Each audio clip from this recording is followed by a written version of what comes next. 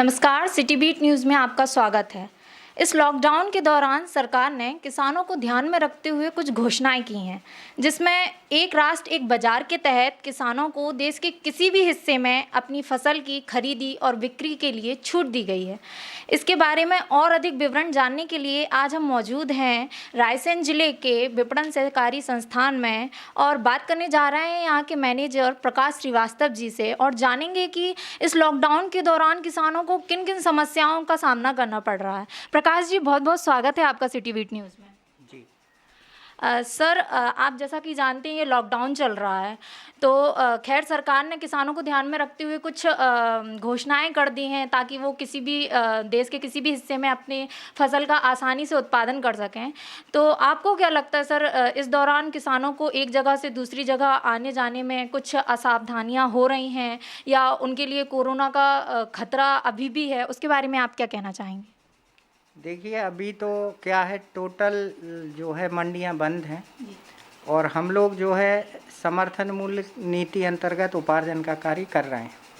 हमारे यहाँ पंजीकृत किसान अपना मैसेज के आधार पर गेहूं लेके आते हैं और चने और गेहूं दोनों की खरीदी हो रही। तो मैसेज के आधार पर वो अपनी उपज लेके आते हैं और उसको जो है हम लोग तौल कराते हैं। निश्चित उसका समर्थन मूल्य है। गेहूँ 1975 रुपये कुंटल है और चने का रेट है 5100 रुपये कुंटल। उस आधार पर खरीदी हो रही है। बाकी ओपन ऑक्शन मंडियों का बंद है। एक स्थान से दूसरे स्थान पे किसान अपना माल लेके नहीं जा पा रहा है, अभी वर्तमान में बंद है। ये स्थिति है। सर, अभी कितने दिन हो गए हैं फसलों की खरीदी करते हुए? हमारे यहाँ सीजन स्टार्ट हुआ है 1 अप्रैल 2021 से, तो अभी 7 मई तक करीब करीब जो है हमको 37 दिन उपार्जन का कार्य करते हुए हो गए। सर, जो किसान हैं जिन्होंने अपनी फसल सोसाइटी में लगा के रखी हुई है, तो इस कोरोना के दौरान उनको किस प्रकार की सुरक्षाएं दी जा रही हैं ताकि हमारे जो किसान भाई हैं वो कम से कम संक्रमित हो सकें? कोरोना काल में मध्य प्रदेश शासन ने भी किसानों को मैसेज करने की जो व्यवस्था थी उसको कम किया है। पहले 18 छोटे किसान और 7 बड़े किसान को हम बुलाते थे और पहली पारी हमारी सुबह 9 बजे से दोपहर 12 बजे तक होती थी। दूसरी पारी हमारी 2 बजे से शाम को 5 बजे तक होती थी, जिसमें आधे किसानों को हम लोग माल तौलते थे। उनको मास्क और सैनिटाइज़र की व्यवस्था और सोशल डिस्टेंसिंग का हम लोग पालन करते हुए कार्य करते थे।